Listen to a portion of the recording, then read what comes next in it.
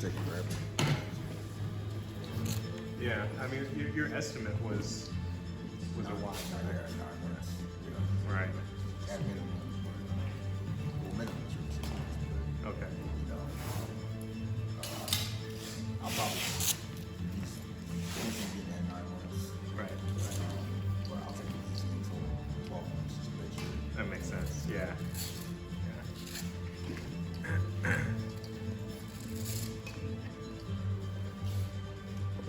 I've often been in the position where I think I'm okay, and then I push it really hard, and then it's not a good idea.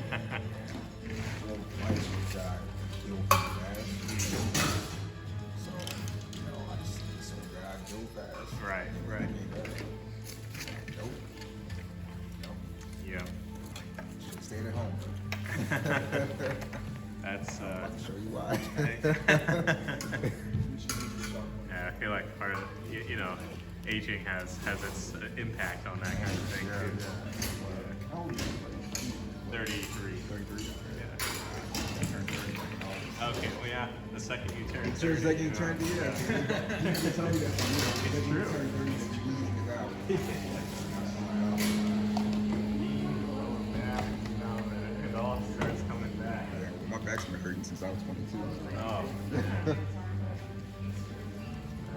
Is this your buckle? Yeah, that's a buckler. Yeah, go ahead. Yeah, it's. This is really nice. Where'd you get this from? This is Malians. Yeah. This is about 3 pounds. Yeah, somewhere around there. Somewhere around there. Yeah. Yeah. It is a lot to oil like after I use it. Yeah, I get it. I wouldn't do anything to myself. Yeah, not after everyone, but. I'll talk for a few. I'll talk for a few minutes and then we'll get started. How long or how big is it? I can't remember. I can't remember the spec off the top of my head. Just wondering if I see so many different it's Daggers. kind of size between 12 inch probably or 9 inch. But Okay. I want to say this. This is the third. so when they have beer, it's huge. Oh yeah, dude. Yeah. Yeah. Is it a charge? Is it? No, it's a buckler. It's a buckler. Yeah, but Please feel like tell me what the purpose of it. Right. like, Yeah. It's like covers like half of my body. Exactly. I mean, that's I mean, advantageous. that's right? yeah, it is. But I'm like, I don't know. I kind of feel like I'm cheating. Hey, take advantage. you Right. know. The talls get so many They advantages. do already. Yeah.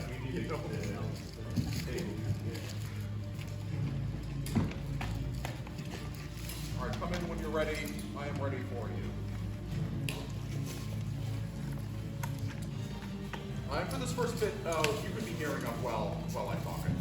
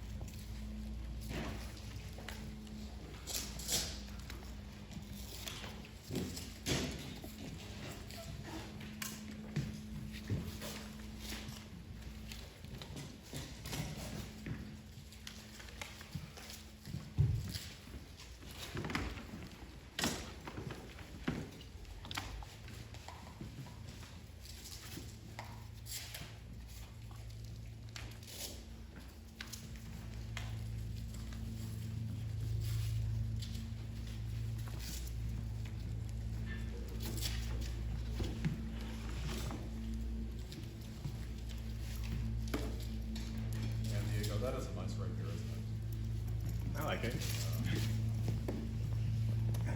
The bell is nice. Good card. It's taking a lot of punishment. It's still like kind of shining.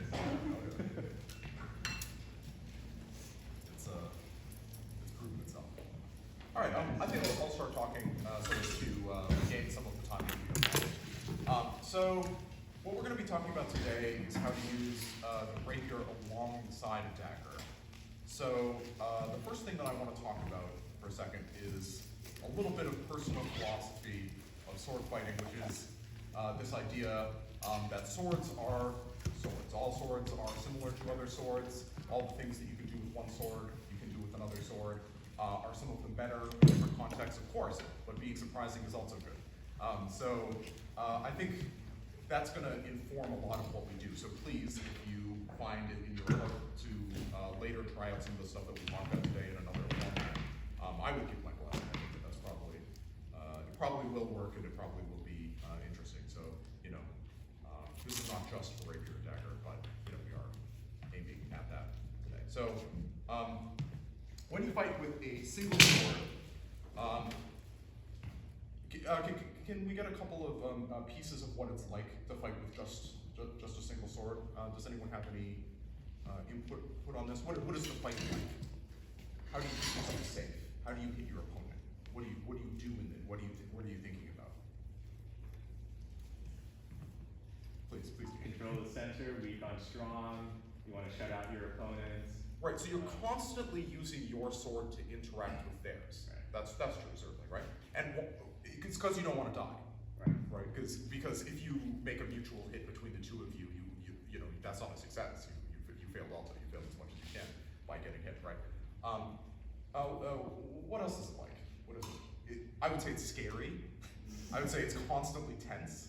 I would say it's hard. I'd say it's very hard, right? Because you only have one thing to interact with, the one thing that they have, and the rest of it is just your open body, right? So when you add the dagger to this scenario, what you end up with is maybe your opponent has the same opportunities that you do, but now you have the opportunity to produce the best case scenario in all of fencing, which is that your opponent cannot hit you, definitionally cannot hit you, and you can't hit them or are hitting them, right? You can do this because you have an extra item to deploy in the fight, which can interact with their sword, right? So the best thing that you can possibly do in this art form is to put your dagger on their sword when they want to do something, and for your own sword to remain free to hit. If you can do that with your sword as well, because you've done Rapier and you understand all the premises of like using your sword to interact with theirs in order to make a clean hit, then you can do that as well. But that's hard, and this is easy, and that's why this is good, right? Because you get this whole additional, very easy toolbox to do something that is almost unheard of in any other version of sword fighting. And that's why it was historically a beloved system. As soon as people figured out that you could have something in the other hand, they never stopped doing it. It's across all cultures, across all time. This is a particularly nice one, and it requires you to be able to have like the metal craft to make a little thing around your offhand companion, right? But once you have that, and once thrusting is good because you're not wearing as much armor, then this weapon set might actually be the best one that exists out there. Okay, so what we're going to talk about first is the idea of a guard. So what is a guard in fencing? What is it meant? What's it meant? Close the line. Yes, and it's a position of all of your stuff to close some lines. True. What else would you say about a guard? It's a starting position. It's a starting position, static position, prepared position as well. What else? It adjusts the map, Yes. there's certain things that you probably do. So one way to think about it is that it's a thing that sets up your opponent's options completely, and that's going to be very important as we talk about this. The options that we have here.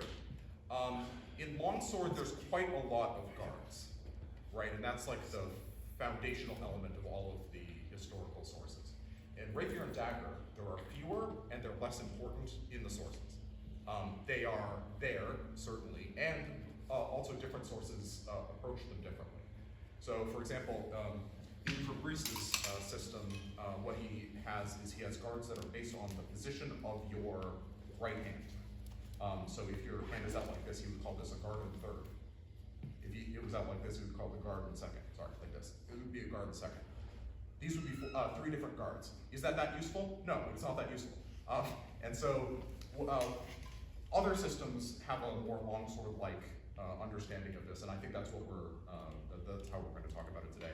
So I'm just going to talk about 2 guards because I really think that there are only 2 ones that are actually useful and good. And then as you go and do your own research after this, you can think about the other things that exist in the sources